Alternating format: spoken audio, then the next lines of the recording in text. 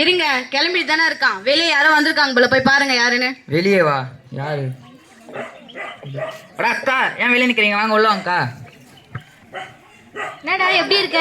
நல்லா இருக்குக்கா. அப்பா நான் வேலைக்கு போயிட்டு வரேன்ப்பா. அடா அத்தை அத்தை எப்படி இருக்கீங்க? நான் நல்லா இருக்கேன் மருமவனே, நீ எப்படி இருக்க? எங்க இவ்வளவு அவசரமா கிளம்பிட்ட? இன்னைதான் நான் முதல் நாள் வேலைக்கு போறேன். வேலைக்கு போறியா? இப்பதான்டா காலேஜ் முடிச்சா, அதுக்குள்ள வேலை கிடைச்சிச்சா? வேலை கட்சிது எதுக்கு உங்க கையில வந்து வேர்க்கலை கொடுக்குற மாதிரி பாக்குறீங்க? இதுக்கே இப்படி சொல்றீங்களே. என் சம்பளம் எவ்வளவு தெரியுமா? 45,000 ரூபாய். 45,000மா? உண்மை ரியாக்ஷன் இது. எனக்கு கவுண்டர் கூட வரல. அப்பா நான் வேலைக்கு போயிட்டு வரேன். சரிப்பா, பார்த்து போயிட்டு வாப்பா. என்னடா இது 45,000 சொல்லிட்டு போறான்? ஆமாக்கா, என் பையன் காலேஜ்லயே மொதமா இருக்கு. அது மட்டும் இல்ல, அவன் முதல் இன்டர்வியூலயே ஏதோ மேனேஜர் பதவி கிடைச்சிச்சான். இனிமே கஷ்டம் கடன்லாம் அவனே பார்த்துப்பான். இனிமே நாங்க நிம்மதியா இருக்க போறோம். நிம்மதியா இருக்க போறியாப்பா? இருப்பா. சரி நான் போயிட்டு வரேன். பிள்ளைய நல்லா வளர்த்துருக்க, பத்திரமா பாத்துக்கோ. போயிட்டு வரேன். டீ காபி மதனி? இல்லம்மா பரவாயில்ல, இருக்கட்டும். நான் காயிட்டு பாத்தியாடி, எங்க அக்கா எப்படி நிறைஞ்ச மனசோட வாழ்த்துட்டு போறாங்க. உங்க அக்காவை நீ தான் மெச்சிக்கணும். எனக்கு என்னவோ வாழ்த்துறமே தெரியல, வாதி தூத்திட்டு போறமே தான் போடி, எப்ப பார்த்தாலும் எங்க அக்கா என்ன சொல்லிட்டு. இது இவனுடைய பையன் 45,000 சம்பளம் வாங்குறானோ, இவன் அப்பா நிம்மதியா இருக்க போறான்னு என்கிட்டயே சிரிச்ச மணிக்கு சொல்றான். இவன் சிரிப்பை சதைக்கணுமே. எப்பவும் போல வழக்கமான நம்ம சாமியாரைய பாத்திர வேண்டியதுதான். வாங்கம்மா, வைத்தறிச்சல் வாடிக்கையாளர். வாங்க வாங்க. வணக்கங்க, மந்திரவாதியை பார்க்கணும். இருக்காருல்ல? இருக்காரு. வணக்கம் சாமி, எப்படி இருக்கீங்க? நலம் உட்காருங்க. ஆமா, இப்ப யார் குடி கெடுக்க வந்தீங்க? பக்கத்து வீட்டுக்காரல எதிர் வீட்டுக்காரங்களா? அதெல்லாம் முடிஞ்சு 6 மாசம் ஆச்சு சாமி. இப்போ என் தம்பி மகன். என்ன தம்பி மகனா? ஏமா? ஆமா சாமி, அவன் என் பிள்ளை வாங்குறதை விட 2 மடங்கு அதிகமா சம்பளம் வாங்குறான். எம்பூட்டு தெரியுமா? 45,000. அது மட்டும் இல்லாம அவன் அப்ப நிம்மதியா இருக்க போறான்னு சிரிச்ச மணிக்கு என்கிட்டயே சொல்லிட்டு போறான். அவன் சிரிப்பை செதைச்சே ஆகணும் சாமி. தம்பி மகனுக்கு இவ்வளோ வைத்தறிச்சல்? அம்மா தண்ணி எடுமா.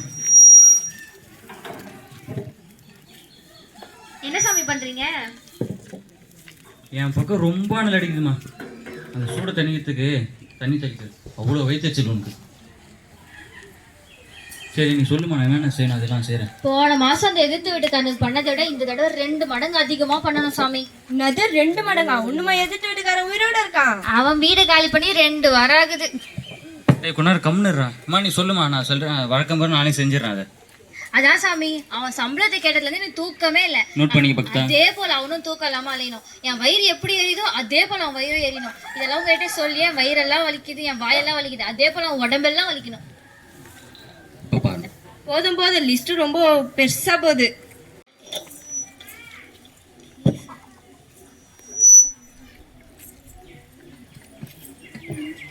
எடுறாத.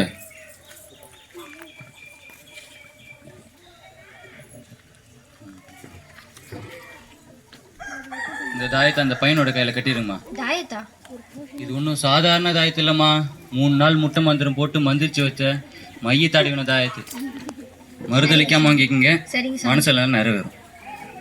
முதல்ல நான் அவன் கையில போய் காட்டுறேன், அப்போதான் நிம்மதியா இருக்கும். சரி நான் போயிட்டு வரேன் சாமி. பக்தா, ஃபீஸை வாங்கிக்கோ. அம்மா ஃபீஸ் எப்பவும் போல அதே நம்பருக்கே ஜிபே பண்ணிடுறேன். என் நம்பர் ஜிபே மாத்திடுறேன்.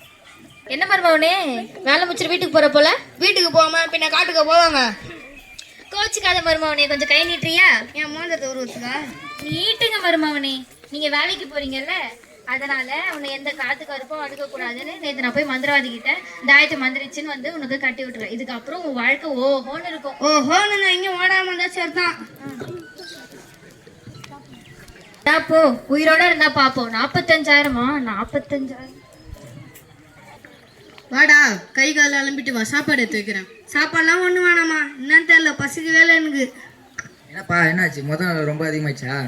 இல்லப்பா, என்னன்னு தெரியல, எனக்கு உடம்புலாம் ரொம்ப அசதியா இருக்கு. உடம்புலாம் ரொம்ப வலிக்குது. ஏன் என்னாச்சு? கை கட்டு. இது என்ன கையில கயிறு?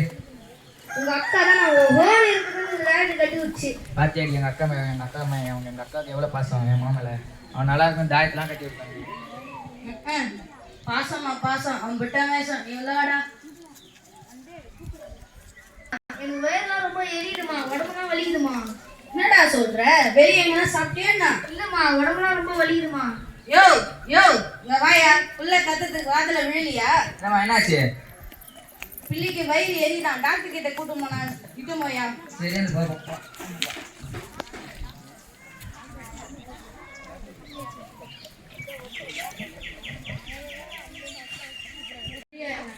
என்னம்மா என்னாச்சு? டாக்டர் என் பிள்ளைக்கு வயிறு எரியுதுன்னு சொல்றான் டாக்டர், என்னாச்சுன்னு பாருங்க டாக்டர். நீங்க பதறாதீங்க, நான் செக் பண்றேன் அவனை.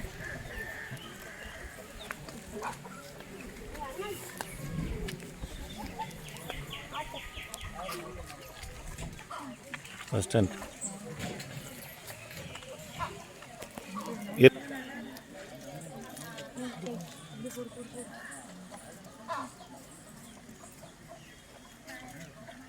உங்க பையனுக்கு எந்த பிரச்சனையும் இல்ல, அவன் நார்மலா இருக்கான். இப்போதைக்கு வயிறு வலிக்கு மட்டும் நான் டேப்லெட் தரேன், 2 நாளைக்கு அதை போடுங்க, சரியாயிடும். வாங்க டாக்டர். மாத்திரை எடுத்துட்டு வாப்பா.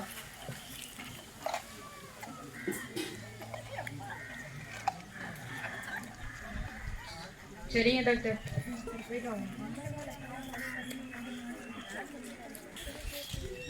டாடா மாத்திரை போடுறா.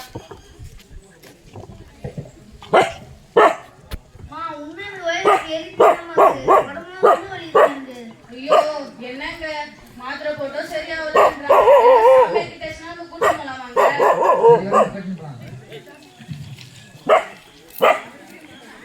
ஆஹா, கும்பலா வராங்களே, இன்னைக்கு சம்பளம் கன்ஃபார்ம் தான். என்னம்மா பிரச்சனை? முதல்ல யாருக்கு பிரச்சனை? என் பையனுக்கு தான்மா. சாமியார் இருக்காரா? இருக்காரு, உள்ள வாங்க. வணக்கம் சாமி. என்னம்மா பிரச்சனை உங்க பையனுக்கு? நாங்கள் சொல்லாமலே எப்படி எங்கள் பையனுக்கு பிரச்சனை உங்களுக்கு தெரியும்? எல்லாம் யாம் அறியும். சாமி என் பையனுக்கு வயிறு உடம்புலாம் எரிதான் சாமி, எதனா மந்திச்சு விடுங்க சாமி. குருவே, அந்த பையன் கையில இருக்க கயித்தை பாத்தீங்களா? அது நீங்க கட்ட சொன்ன கயிறு தானே?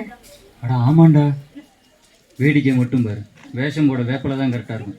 எப்படி கரன்சியை கரெக்டாக கரெக்டாக மட்டும் பாரு. எடா இந்த வேப்பிலையா விட்டுறான கருப்பா வெளியே ஓடானே.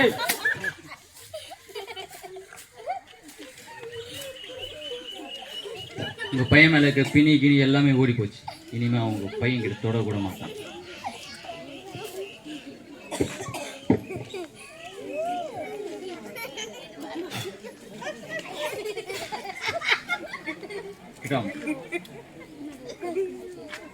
இந்த திருநீரை சாப்பாடுல 3 வேளையும் போட்டு கொடுங்க.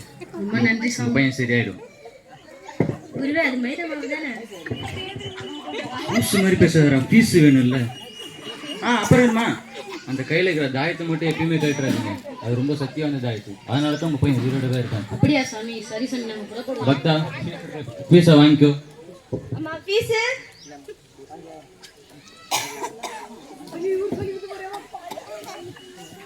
பாத்தியாடி எங்கள் அக்கா எவ்வளோ பாசமாக கட்டிக்கிறாங்க அந்த பையனுக்கு கயிறு. அந்த கயிறு கதண்டி இப்போ உயிரோடவே இருக்கான். டேய் கம்மனா வேணா, அக்கா அக்கா நீ இருக்கிற.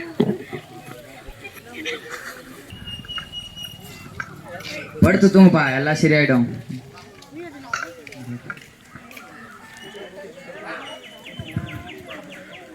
பா எனக்கு மறுபடியும் வயிறு எரியுற மாதிரி இருக்குதுப்பா, தூக்கமே வர மாட்டேங்குதுப்பா எனக்கு. சொல்ற இந்தாடி எங்கடி இருக்க? யோ ஏன் கத்துற? இங்க தானே இருக்கேன். பையன் வயிறு வலின்னு ரொம்ப துடிக்கிறான், அந்த விபதி எடுத்துட்டு வா.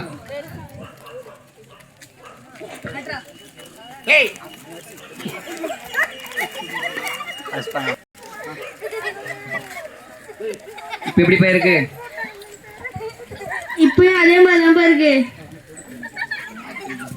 முதல்ல இந்த தூக்கு கயிறு மாரி அவரா அவுத்து வரசா. வேற எது நம்பாளுது எனக்கு விடணும். அன்பான தேவனுடைய பிள்ளைகளே, இதோ வருத்தப்பட்டு பாரம் சுமக்கிற இடத்துல வாருங்கள், நான் உங்களுக்கு இளைப்பாலை தருவேன் என்று இயேசு சொல்லுகிறார். வியாதியும் வெளியே யாரும் ஆறுதலா பேசுற மாதிரி அவங்களை கூட்டணும் ஐயா. இயேசு வியாதியும் சுகமாக்குவார். இயேசுவை நம்புங்க ஐயா. நீங்க தான் வெளியே ஆறுதல பேசும்போது அவனுக்கு வந்து இது பண்ணிட்டு போங்க, மந்திரிச்சு போங்கய்யா. சரி வாங்க, ஜெபம் பண்ணலாம் வாங்க. ஏதோ மகனா? தம்பி பேரு? தம்பி பேரு பேதுரு. பேரு என் முகத்தை காமி. என்ன முகத்தில் எதுவும் அடிச்சு வச்சிருக்கீங்க? அது விபதி, சாமியார் கொடுத்த விபதி ஐயா. இது என்ன கையில்? அது அவங்க அத்தை கட்டி விட்ட கயிறு. அந்த கயிறு கழட்டுங்க. இது எங்க அக்கா கட்டி விட்டது. கழட்டு, அந்த கயிறு கழட்டுங்கப்பா. அது எங்கள் அக்கா கண்ணதாச்சே. அதை கழட்டுங்க முத. டேய் சி அத முதல்ல கைட்டே.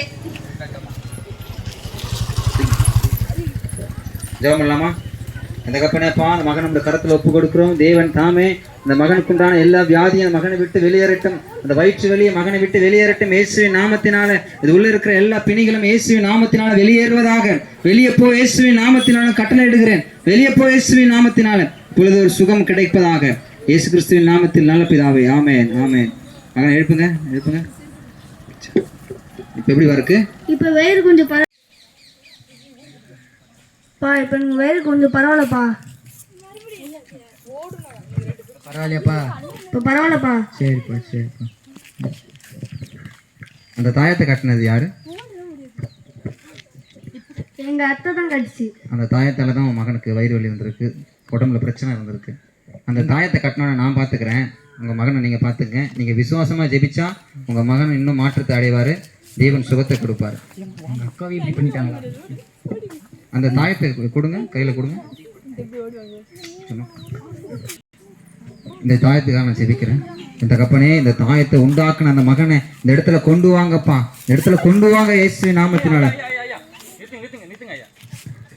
நீங்க நினைச்சு நான் அந்த குடும்பத்து மேல கை வச்சு நீங்க எங்க வந்துக்கிறீங்க? இந்த தாயத்தை நீ தான் கட்டினியா? நான் எத்தனை முறை சொல்லியிருக்கேன் இந்த வேலையை நீ பார்க்காத, இயேசு உன்னை மன்னிக்க மாட்டாரு, இதுதான் உனக்கு கடைசி வாய்ப்பு அப்படின்னு நான் எத்தனை முறை சொல்லியிருக்கேன். ஏன் இந்த வேலையை நீ செஞ்ச? ஏதோ காசு வயிற்று பழகு பண்ணிட்டேன் யா. வயிற்று பழப்புக்கா? தேவன் சுகமாக்கி இருக்கிறார். நீ பண்ண வேலை அந்த மகனோட உயிருக்கு ஆபத்தா இருக்கும். இதுதான் உனக்கு கடைசி. மனம் திரும்பு. மணந்துருப்பா ஐயா. மணந்துருப்பா ஐயா. வாங்க ஐயா போலாம். கர்த்தர் தான் உண்மையான தெய்வம். இயேசு ஏத்துக்கோங்க. ஏத்துக்கலாமா? இயேசுதான் உண்மையானது. ஆமாம். பிள்ளைகளே, வேத வசனம் சொல்லுகிறது, போராமைக்கு முன்பதாக முன் நிற்கத்தக்கவன் யார் என்று வேதம் சொல்லுகிறது. சொந்த சகோதரி அண்ணன் மகனுக்கே செய்வன பண்ணி பலவீனப்பட்டு குழந்தை வேலைக்கு போக முடியாம பல பாடுகள் சூழ்நிலை இருக்கும்போது ஊழியக்காரன் வாயிலாக கர்த்தர் சுகம் கொடுத்தார். இந்த வார்த்தையை கேட்கிற எனக்கு அன்பான தேவனுடைய பிள்ளைகளே, வேதம் சொல்லுகிற, திரும்ப சொல்றேன், வன்கண்ணுக்கு முன்பதாக நிற்கத்தக்கவன் யார் என்று வேதம் சொல்லுகிறது. நீங்க நல்லா இருந்தா போதும், 3 வேளை ஆகாரம் புசித்தா போதும், அக்கம் பக்கத்தில் இருக்கிற கண்களுக்கு முன்பதாக ஒருவரும் நிற்க முடியாது. ஆகவேதான் வேதம் சொல்லுகிறது, வன்கண் உள்ளவர்களுக்கு முன்பதாக எப்படி நிற்க முடியும் என்று சொல்லப்படுகிறது. ஆனால் கர்த்தராகிய இயேசு கிறிஸ்துவோ வன்கண்ணுக்கு முன்பதாக நின்றார் என்று பரிசுத்த வேதம் சொல்லுகிறது. தேவ பிள்ளைகளே, உங்கள் மேல எரிச்சல் நிமித்தமாய், ஆசீர்வாத நிமித்தமாய், வன்கண் நிமித்தமாய் செய்யப்படுகிற மாந்திரிகம், செய்வின, இப்பேற்பட்ட காரியங்களிலிருந்து என் தேவனாகிய கர்த்தர் விடுதலையாக்குவார். உங்களுக்கு நிஜமா நடந்த ஒரு சாட்சியை சொல்லும்படியா விரும்புகிறேன். தாம்பரம் பக்கத்தில் இருக்கிற மணிமங்கத்தில் தான் நான் பெண் எடுத்தேன். எங்கள் மாமியார் குடும்பம் நல்ல வசதியான குடும்பம். நல்ல ஆடு மாடுகள், கழனி காடுகள் நல்லா இருந்தது. அவங்களுக்கு விரோதமாய் எங்கள் மாமனாருடைய சொந்த அண்ணனை செய்வன பண்ணார். காரணம், பிள்ளைகள் நல்ல வேலையில் இருக்கிறாங்க, அடுத்தடுத்து திருமணம் நடக்குது, நல்ல கழனி காடுகளில் விளைச்சல், ஆடு மாடுகள் பெருக்கம் அதிகமாக இருக்கு. ஒரு நாளைக்கு ஒரு மாடு துள்ளி விழுந்து சாகும், ஆடுகள் சாகும். அடிக்கடிக்கு பிள்ளைகளும் எங்க மாமியாரும் மாமனாரும் பலவீனப்பட்டு படுத்த படிக்காய் காணப்பட்டாங்க. மின்ட்டில் எங்க மாமியாருடைய தம்பி துரை என்று ஒருத்தர் இருக்கிறார். அவரு அங்கிருந்து மின்ட்டில இருந்து ஊழியக்கார கூட்டின்னு வந்து, அக்கா நான் ஊழியக்கார கூட்டின்னு வந்து இருக்கிறேன், அவங்க ஜெபம் பண்ணும் போது கர்த்தர் உங்களுக்கு விடுதலை தருவாருன்னாங்க.